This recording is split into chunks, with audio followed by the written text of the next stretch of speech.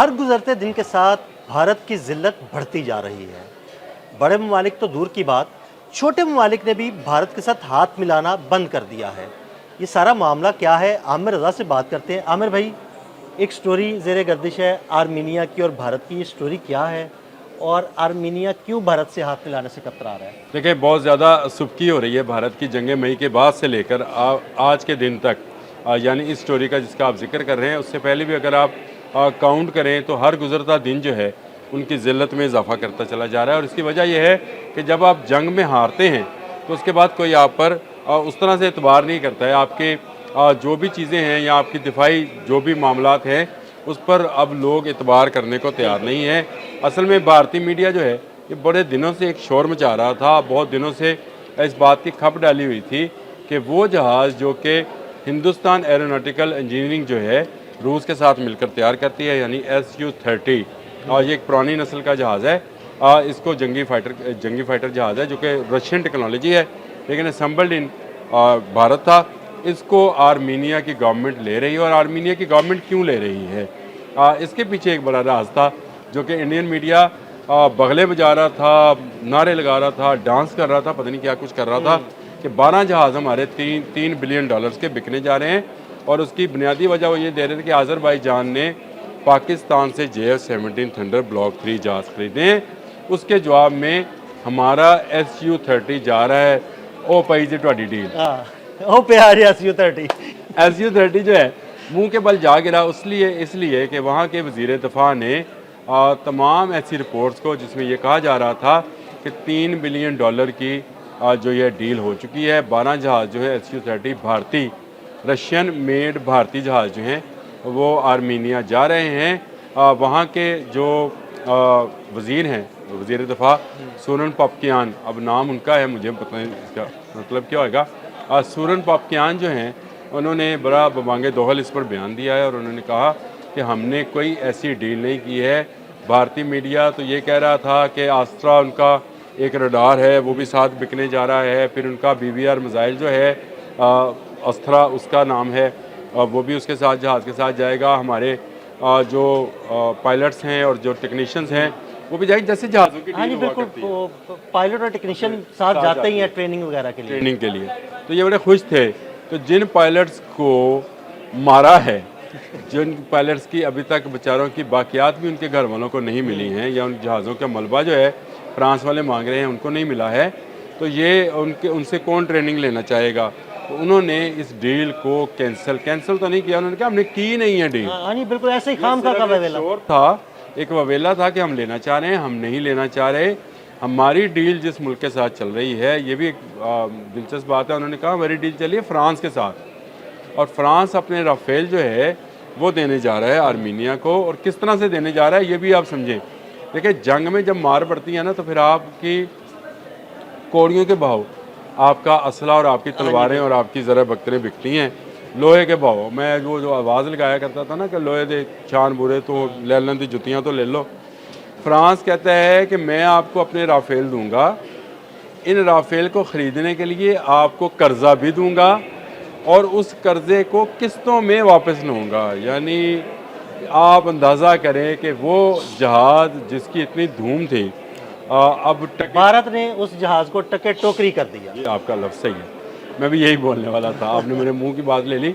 टके टोकरी कर दिया कि अब उसके लिए फ्रांस उनको ना सिर्फ कर्जा फराम करेगा और इसके साथ साथ वो इस कर्जे से दीगर दफाई अखराजात है वो भी पूरे करेंगे, और ये पैसे वो किस्तों में फ्रांस को अदा करेंगे। यानी फ्रांस चाहता है अल्लाह का वास्ता ले लो ले लो।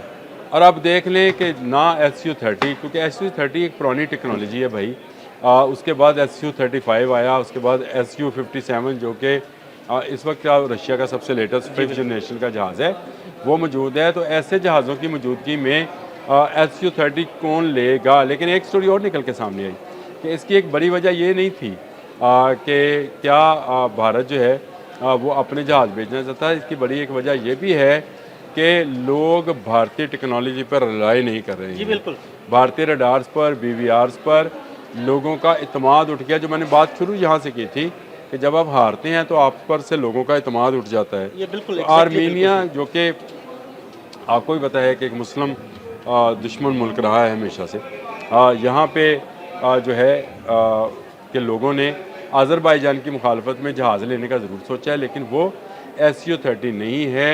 आप हिंदुस्तान टाइम उठा लें, आप टाइम्स ऑफ इंडिया उठा लें, आप ZTV उठा लें, आप कोई वेबसाइट उठाएं, 2 दिन पहले तक ये शोर मचा रहे थे, लेकिन अब से चंद घंटे पहले जो है सूरन पख्तियान का बयान जो है उसने इनके तमाम जोशो जज्बे पे वो कहते हैं ठंडा पानी डाल दिया। बिल्कुल। और ठंडा पानी डाल दिया और उसके बाद से एक लंबी खामोशी है, ना सिर्फ इनके भारत की जानिब से बल्कि रशिया की जानिब से भी खामोशी है। और इसकी वजह बुनियादी तौर पे ये है कि टेक्नोलॉजी तो रशियन है, बन ये वहाँ पे रही है, लेकिन ज़्यादातर सारे पुर्जे तो इसके वहाँ से आते हैं रशिया से।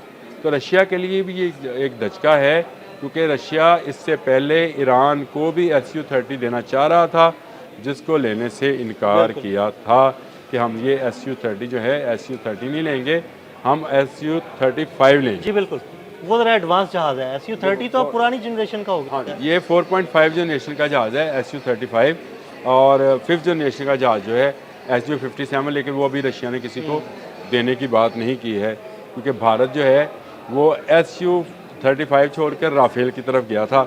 अब ना राफेल की वैल्यू रही, ना SU-30 की वैल्यू रही। अब वैल्यू किस चीज़ की है? अब वैल्यू उन जज्बों की है जिन जज्बों ने अपने से बड़े दुश्मन को गिराया। वैल्यू उन ट्रेनिंग्स की है जिन ट्रेनिंग्स ने साबित किया कि आपके पास अगर मशीन हल्की भी हो तो आप अपने से बड़ी मशीन को तबाह कर सकते हैं, और तबाह करने के बाद आप उसका जश्न भी मना सकते हैं। तो ये कोई बड़ी बात नहीं थी। मैं ये समझता हूँ कि जिस तरह से एक एयर बेस जो है इनसे खाली करा ली गई, हाँ जी बिल्कुल, ताजिकिस्तान वाली, वो एयर बेस इनसे खाली कराई गई। बड़ी इन्वेस्टमेंट थी भारत की वहाँ हाँ पर। जी, वो इन्वेस्टमेंट भी टकटोकरी होगी। इस जंग के बाद भारत को आप ज़रा यही सोचिए ना, कितनी बड़ी ईरान की बंदरगाह जो थी वो मिलने जा रही थी, वो उसका चाबहार हाथ से गई। चाबहार मामला लटक गया।